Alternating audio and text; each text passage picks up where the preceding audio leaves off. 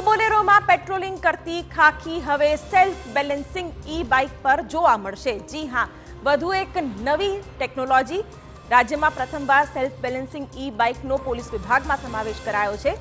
Self balancing બાઇકનો હેતુ પર્યાવરણનું જતન થાય અને પોલીસ કર્મીઓ સરળતાથી પેટ્રોલિંગ કરી શકે તેવો છે। ગૃહ રાજ્ય પ્રધાન હર્ષ સંઘવીએ 25 સેલ્ફ બેલેન્સિંગ બાઇકને લીલી ઝંડી બતાવી। આ બાઇકની ખાસિયત એ છે કે એક વખત ચાર્જ કરતાની સાથે તે 25 કિલોમીટર સુધી ચાલી શકે છે, એટલે કે નાઇટ ફૂટ પેટ્રોલિંગમાં હવે પોલીસ કર્મીઓ સરળતાથી કામ કરી શકશે। હર્ષ સંઘવીનો દાવો છે કે બાઇકથી પોલીસ કર્મીઓ સરળતાથી પેટ્રોલિંગ કરી શકશે।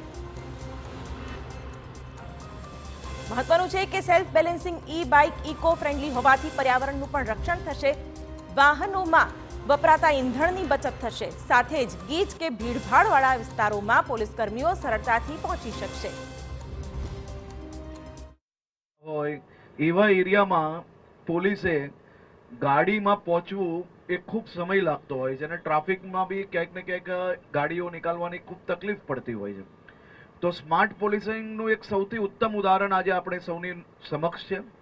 આપણી શહેરની સ્માર્ટ પોલીસને હવે માત્ર બોલેરો કે બાઇક કે પછી પીસીઆર વેન નહીં, પરંતુ આ સ્માર્ટ સેલ્ફ બેલેન્સિંગ બાઇકમાં બી સુરત શહેર પોલીસને આપ સૌ લોકો જોઈ શકશો। અઠવાના વિસ્તારમાં જો ટેક્સટાઇલ માર્કેટ જોવામાં આવે છે, આ માર્કેટ વિસ્તારોમાં જો મોટી મોટી ગેલેરીઝ હોય છે, આ વિસ્તારોમાં પેટ્રોલિંગના અમે લોકો અત્યારે નક્કી કરેલા છીએ।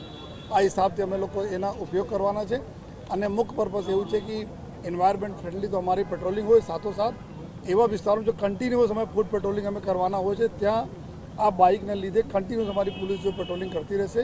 આ આશયથી આજે જો અમે એમએનએસ તરફથી CSRમાં મળ્યા છે।